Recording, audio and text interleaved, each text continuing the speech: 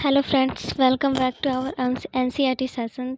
इस NTI session में हम पॉलिटी की एनसीईआरटी को कर रहे हैं, जिसमें हमारा 7th क्लास की एनसीईआरटी का 5th चैप्टर है। इससे पहले चैप्टर में हमने देखा था औरतों के काम वगैरह के बारे में कि औरतें घर कैसे संभालती है, घर का काम वगैरह। आज हम देखेंगे औरतें ने दुनिया बदली। औरतों ने जो है क्या दुनिया बदली। आज का चैप्टर ये है। अब ये क्या कर रहा है, पिछले अध्याय में हमने देखा किस तरह महिलाएं काम वगैरह करती है, ये तो हमने देख लिया। अब हम देखेंगे कि इस कार्य को प्रारंभ करने एवं समाप्त करने की कोई निश्चित सीमा भी नहीं देखी है। इस अध्याय में हम घर के बाहर के कामों को देखेंगे और समझेंगे कि कैसे कुछ व्यवसाय महिलाओं की अपेक्षा पुरुषों के लिए अधिक उपयुक्त समझा जाता है।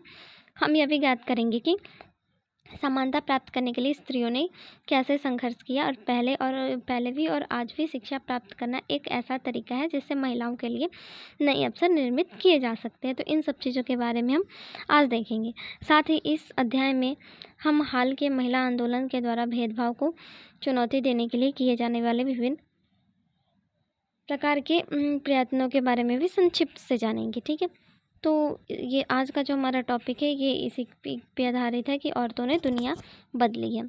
अब ये देखिए कि कौन कौन काम करता है।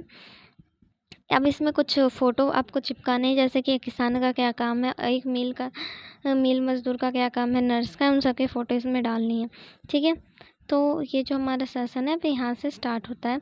अगर आप ये देखें तो कुछ महिलाएं यहाँ पे जो है खेतों में काम कर रही है। तो क्या कह रहा है कि भारत में 83.6% महिलाएं खेतों में काम करती हैं आज भी, क्योंकि हम सब जानते हैं भारत जो है गाँव का देश है, तो ज़्यादातर जो महिलाएं हैं वो ज़मीन से जुड़ी हुई हैं आज भी। तो यहाँ पे लगभग 83.6% महिला खेत में काम करती हैं और उन कामों में पौधे रोपना, खरपतवार निकालना, फसल काटना, कुटाई शामिल आदि भी शामिल है। अब जब हम किसान के बारे में सोचते हैं तो हमेशा हमारे दिमाग में पुरुषों का ही ख्याल आता है, लेकिन अगर हम यहाँ से देखने की कोशिश करें तो इससे हमें पता चलता है कि महिलाएं भी किसान होती है। अब हम इससे ऊपर देखें तो कम अवसर एवं कठोर अपेक्षाएं। अब हम देखें यहाँ पे कम अवसर एवं कठोर अपेक्षाएं क्या है। तो इसमें देखा है कि रोजी मैडम की कक्षा में अधिकांश बच्चे नर्स के लिए महिलाओं और पायलटों के लिए पुरुष ये चित्र बनाए। कि हम हमेशा जब भी देखते हैं ना नर्स जब भी देखते हैं तो हमारे दिमाग में हमेशा एक महिला की चित्र ही आती है। और जब भी हम पायलट के बारे में सोचते हैं तो हमें लगता है ओनली पुरुष ही ऐसे हैं जो पायलट हो सकते हैं। ऐसा उन्होंने इस कारण से किया, उन्हें लगता है कि घर के बाहर भी महिलाएं कुछ खास काम के लिए ही अच्छी तरह से कर सकती है, क्योंकि उन्हें लगता है कुछ ही ऐसे खास काम है जो महिलाओं के द्वारा अच्छे से किया जा सकते हैं और कुछ ऐसे खास काम पुरुषों के द्वारा अच्छे से किया जा सकता है। जिससे उदाहरण के लिए बहुत से लोग ये मानते हैं कि महिलाएं अच्छी हो सकती है क्योंकि ये अधिक सहनशील और विनम्र होती है और परिवार स्त्रियों की जो भूमिका होती है साथ मिलकर देखा जा सकता है। इसी प्रकार से विज्ञान के लिए तकनीकी दिमाग की ज़रूरत होती है और लड़की और महिलाएं तकनीकी कार्य करने में सक्षम नहीं है। इससे ये हमें पता चलता है कि यहाँ पे क्या कहा जा कि महिलाएं जो होती हैं वो नर्स बन सकती हैं। ये बात सही है कि महिलाएं नर्स बन सकती है क्योंकि महिला सहनशील भी होती है, लेकिन आज अगर हम देखें तो ज़्यादातर हॉस्पिटल में नर्स के साथ साथ पुरुष भी ऐसे होते हैं जो ये सारे काम करते हैं। तो ये ऐसी बातें नहीं है, पर पहले ऐसा माना जाता था और ये भी माना जाता था कि विज्ञान के लिए तकनीकी दिमाग की ज़रूरत होती है, जो कि महिलाएं ऐसे काम नहीं कर सकती। आज भी ऐसी धारणाएं मानी जाती है, किंतु आज इन धारणाओं में काफ़ी अंतर है। अभी हम क्या देखेंगे, लोग जो हैं इस प्रकार की रूढ़िवादी धारणाओं में विश्वास करते हैं। अब हमने रूढ़िवादी धारणा के पहले ही पढ़ चुका है कि रूढ़िवादी धारणाएं क्या होती है। रूढ़िवादी धारणा ये धारणाएं होती है जो हम किसी के बारे में पहले से ही चली आ रही धारणाएं बनाए रहते हैं। अब इसीलिए बहुत सी लड़कियों को डॉक्टर व इंजीनियर बनाने के लिए अध्ययन करने एवं प्रशिक्षण लेने के लिए सहयोग नहीं मिल पाता है जो लड़कों को मिलता है। ऐसा इसकी वजह ये भी है कि उन्हें लगता है कि लड़कियां कुछ नहीं कर सकती, लड़कियां नहीं बन सकती हैं, इसलिए उन्हें सहयोग एवं प्रशिक्षण नहीं मिल पाता है जो लड़कों को मिल पाता है। अधिकांश परिवार में स्कूली शिक्षा पूरी हो जाने के बाद लड़कियों को इस बात से प्रेरित किया जाता है कि वह शादी करके अपना जीवन का मुख्य लक्ष्य मान ले। आज भी हमारे समाज में ऐसा होता है कि जब भी हमारी स्कूली शिक्षा या फिर हमारी पढ़ाई पूरी हो जाती है, हमें कहा जाता है कि शादी कर लो, यही तुम्हारे जीवन का मेन लक्ष्य है। मगर आज भी हमारा समाज बदल रहा है और लड़कियों ने बहुत कुछ बदला है। सिर्फ यही नहीं बताया कि एक शादी ही सबसे ज़रूरी चीज़ है। ये आवश्यक है कि हमें शादी करनी चाहिए। ये पर्सन के ऊपर डिपेंड करता है कि वो करना चाहे या ना करना चाहे। अब हम समझते हैं यह समाज, क्योंकि हमारे बीच में बहुत सारे ऐसे उदाहरण हैं जिन्होंने शादी नहीं की है। यह समझना आवश्यक है कि हम समाज में रह रहे हैं जहाँ बच्चों को अपने चारों तरफ की दुनिया के दबावों का सामना करना पड़ता है। यह दबाव कभी बड़े के पक्षों में होता है और कभी ये हमारे मित्रों के गलत तरीके के चिढ़ाने के कारण। अब जब हम समाज में रहते हैं ना, तो बहुत से तरह के हमें दबाव भी देखने को मिलते हैं। जैसे कभी कभी बड़ों के द्वारा भी अलग अलग तरीके के दबाव मिलते हैं, लड़कों पे भी अलग अलग तरीके से प्रेशर बनाया जाता है। लड़कियों के तौर पे तो खास कर ऐसे प्रेशर बनाए जाते हैं, तुम ये नहीं कर सकती, तुम वहाँ नहीं जा सकती, तुम ऐसे कपड़े नहीं पहन सकती, तुम घर से बाहर नहीं जा सकती। तो ये सारे दबाव बनाए जाते हैं, कभी कभी दोस्तों के द्वारा भी बनाए जा सकते हैं। जैसे कि अगर हम देखें तो लड़कों पर ऐसा नौकरी प्राप्त करने के लिए बनाया जाता है। अब रूढ़ियों को तोड़ना, ठीक है।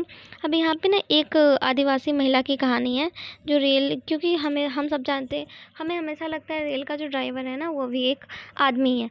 पर झारखंड में एक गरीब आदिवासी परिवार की 27 वर्षीय महिला लक्ष्मी लकारा ने इस धारणा का रुख बदल दिया और उत्तरी रेलवे की वो पहली महिला इंजन चालक बनी। तो ये लक्ष्मी लकाड़ा जो है, ये उस धारणा को तोड़कर और पहले उत्तरी रेलवे की पहली महिला रेल इंजन चालक बनी। लक्ष्मी के माता पिता पढ़े लिखे नहीं थे, पर उन्होंने बच्चों की पढ़ाई के लिए बहुत संघर्ष किया और लक्ष्मी की शिक्षा एक सरकारी स्कूल से पूरी हुई और साथ साथ लक्ष्मी घर के कामों एवं जिम्मेदारियों में भी हाथ बटाने लगी।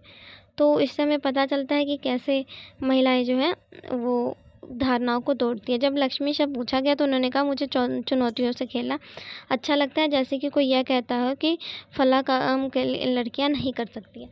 ये एटीट्यूड हमेशा हमारे अंदर होना चाहिए कि जब कोई हमें कहे कि तुम ये काम नहीं कर सकती और हम वो काम उसे करके दिखाएं। अब इसके अलावा अगर हम बात करें, लड़कों पर नौकरी का दबाव होता है, अधिक वेतन मिलने का दबाव होता है, या फिर यदि वह दूसरे लड़कों की तरह व्यवहार नहीं करते हैं तो उन्हें चिढ़ाया जाता है और उन्हें धौंसू कहा जाता है। लड़के पे भी अलग अलग तरीक़ों का दबाव होता है, जैसे कि उन्हें टाइम पर नौकरी अगर ना लगी हो तो उनको ताने दिए जाते हैं समाज की तरफ से, घर वालों की तरफ से, अन्य अन्य तरीक़ों के ताने भी मिलते हैं। इसके अलावा वेतन अधिक कमाने का दबाव, अलग अलग तरीके से उन पर भी दबाव बनाया जाता है।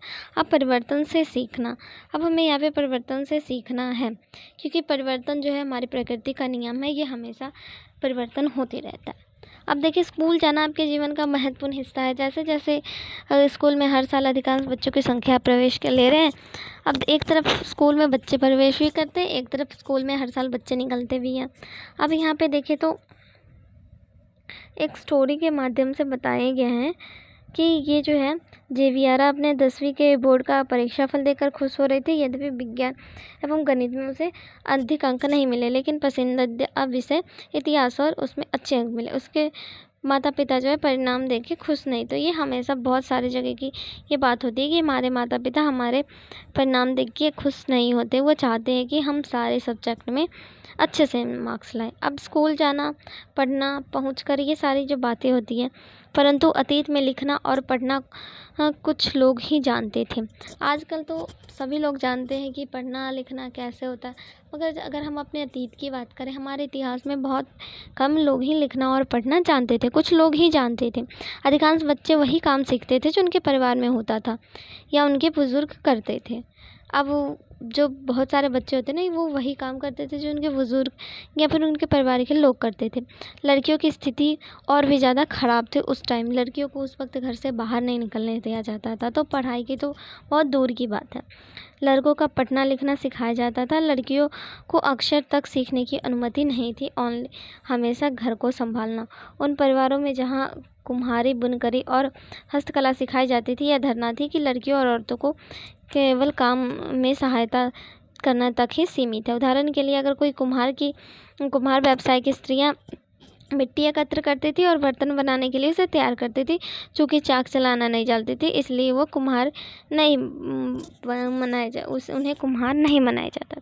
अब उसमें भी उन्हें ये नहीं बताया जाता है कि बर्तन कैसे बनते हैं। अगर कोई स्त्री कुम्हार की है तो उसका काम है मिट्टी को लाना और उसे मतलब कि बर्तन जैसे बनेंगे उसके लिए मिट्टी को उसे गूँथना, जैसे आटे वगैरह गूँथते हैं वैसे गूँथना, ताकि उससे जो है नए नए तरह के बर्तन बनाए जा सके। ठीक है, अब यहाँ पे एक कहानी दी गई है रमाबाई की। रमाबाई जो है 1858 से 1922 अपनी बेटी के साथ महिला शिक्षा की योद्धा। स्वयं कभी स्कूल नहीं गई, पर उनके माता पिता ने उन्हें पढ़ना लिखना सिखाया और उन्हें पंडित की उपाधि दी। हम एक औरत का नाम जानते हैं जिसे पंडित रमाबाई। उन्होंने कभी स्कूल नहीं देखा, मगर उनके जो माता पिता थे ना, उन्हें हमेशा पढ़ने घर पे ही ऐसा व्यवस्था किया था ताकि उन्हें घर पे ही पढ़ाया जा सके, क्योंकि वे संस्कृत पढ़ना लिखना जानती थी, जो उस समय औरतों के लिए बहुत बड़ी उपाधि थी और औरतों को तब यह ज्ञान अर्जित करने की अनुमति भी नहीं थी। वो उस वक्त संस्कृत की प्रकांड विद्वान थी, जिसके कारण उन्हें पंडित कहा गया। अब अगर हम बात करें तो उन्होंने 1989 में पुणे के पास खड़ेगांव में मिशन की स्थापना की, जहां विधवा स्त्रियों और गरीब औरतों को पढ़ने लिखने तथा स्वतंत्र होने की शिक्षा दी जाती थी और उन्हें लकड़ी से बनी चीज़ें बनाने के लिए छापखाना। तो उन्होंने ना औरतों के लिए, खासकर विधवाओं के लिए और औरतों के लिए एक मिशन खोला था, जहाँ पे उन्हें शिक्षा के अलावा छापखाने वगैरह और काम से जुड़ी चीज़ों के बारे में भी नॉलेज दिया जाता था और बताया जाता था कि ये काम कैसे होंगे।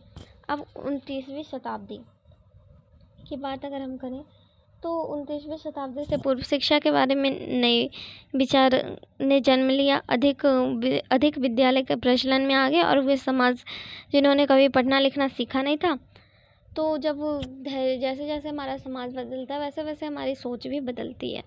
तो जो है 200 वर्ष पूर्व शिक्षा के बारे में एक नई विचार आई। स्कूल वगैरह खुले तो जो लोग पढ़े लिखे भी नहीं थे, उन्होंने भी अपने बच्चों को शिक्षा के लिए भेजा।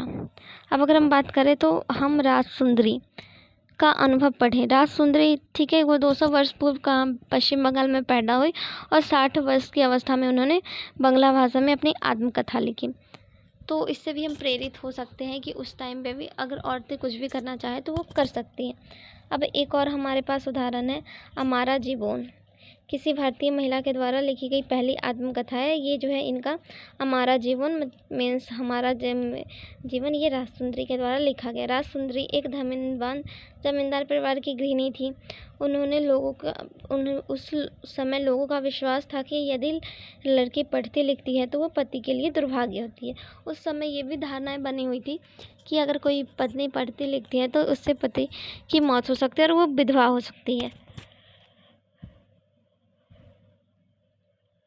लेकिन फिर भी ये जो है राजसुंदरी देवी शादी के बहुत समय बाद भी छुप छुप कर पढ़ना लिखना ये पढ़ती थी। और मैं अत्यंत, अब जैसे कि इन्होंने यहाँ पे बताया कि ये जो है सुबह काम करना शुरू कर देती थी और उधर आधी रात हो जाने के बाद भी ये काम में लगी रहती थी और बीच में विश्राम नहीं करती थी। ये अपनी स्टडी को भी इसके साथ ही मेंटेन करती थी। ठीक है, अब ये जो है इनको एक सपना है। अब ये अपनी स्टोरी बता रही है। अब हम दूसरी स्टोरी देखें तो रुकैया सखावत हुसैन और लेडी लैंड, उनका सपना। अब ये रुकैया सखावत हुसैन जो है और इनका सपना है लेडी लैंड का, ठीक है, मकान की मालिक जो ज़मीन वगैरह की होती है। अब ये एक धनी परिवार में पैदा हुई थी। इनके पास बहुत सी ज़मीन थी। यद्यपि इन्हें उर्दू पढ़ना और लिखना आता था, परंतु उन्हें बंगला एवं अंग्रेजी सीखने से रोका गया। इन्हें उर्दू आता था मगर इन्हें बंगला और अंग्रेजी सीखने से इनके परिवार ने रोका। अंग्रेजी भाषा ऐसी भाषा के रूप में देखा जाता है जहाँ लड़कियों में एक नई विचार रखती है और जिन्हें लड़कियों के लिए ठीक नहीं मानते हैं। इसलिए अधिकतर अंग्रेजी अधिकतर लड़कों के द्वारा पढ़ाया जाता है। ऐसा माना जाता है कि उस वक्त अंग्रेजी लड़कों के द्वारा पढ़ाई जाती थी, इसलिए उन्हें रोका जाता था। रुकैया के बड़े भाई हमेशा अपनी बहन के सहयोग से बंगला और अंग्रेजी पढ़ना और लिखना सीखा। ठीक है, ये हमने देखा।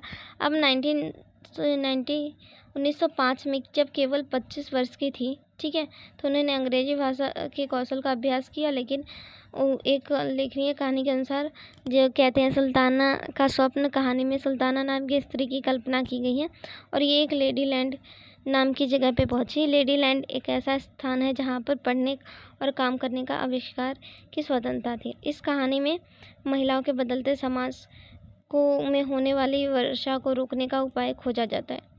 इससे हमें ये पता चला है, ठीक है।